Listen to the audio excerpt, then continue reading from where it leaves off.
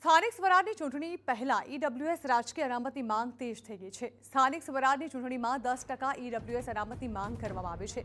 Gandhinagar circuit હાઉસમાં EWS રાજકીય અનામત માટે એક બેઠક યોજાઈ, જેમાં પાટીદાર, ક્ષત્રિય અને બ્રહ્મ તેમજ સવર્ણ સમાજના આગેવાનોએ ચર્ચા કરી।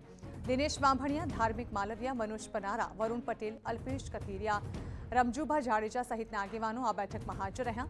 બેઠકમાં બે મુદ્દા પર ચર્ચા થઈ। ઝવેરી કમિશનની ભલામણના આધારે રોસ્ટર તૈયાર કરવાથી અન્યાય થયાનો આક્ષેપ કરવામાં આવ્યો।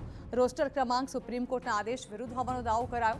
સુપ્રીમ કોર્ટના માર્ગદર્શન મુજબ ઝવેરી પંચની ભલામણ લાગુ કરવાની માંગ કરાઈ છે। અનામતમાં રહેલી ખામીઓ દૂર કર્યા પછી જ સરકાર ચૂંટણી જાહેર કરે તેવી માંગ કરવામાં આવી। સરકાર માંગ નહીં માને તો આગામી દિવસોમાં ધારાસભ્યો અને સાંસદોનું સમર્થન માંગવાની જાહેરાત કરાઈ છે। આગામી દિવસોમાં જ્ઞાતિઓની કમિટી બનાવી સરકાર સામે લડત આપવાની ચીમકી ઉચ્ચારાઈ છે।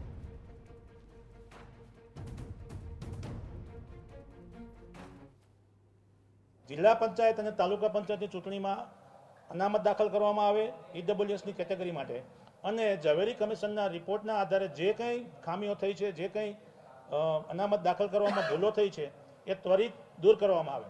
આ બાબતના વાંધાઓ, રજૂઆતો અમે રાજ્ય સરકારને અને જે તે કમિશનને સમયાંતરે આપેલા છે। જો અમારી કોઈ રજૂઆતો સાંભળવામાં નહીં આવે તો મેં કીધું એમ ફરીથી કે સંપૂર્ણ બિન અનામત વર્ગ રાજ્ય સરકારને એનો રાજકીય રીતે પરચો બતાવવા માટે તૈયાર છીએ। સંયુક્ત રીતે બિન અનામત વર્ગ વતી આ લડત લડીએ એવું સર્વાનુમતે નક્કી થયું છે, અને ક્ષત્રિય સમાજ સહિત બધા જ સમાજો એમાં સહમત છે અને આ ઝુંબેશમાં બધા જોડાશે।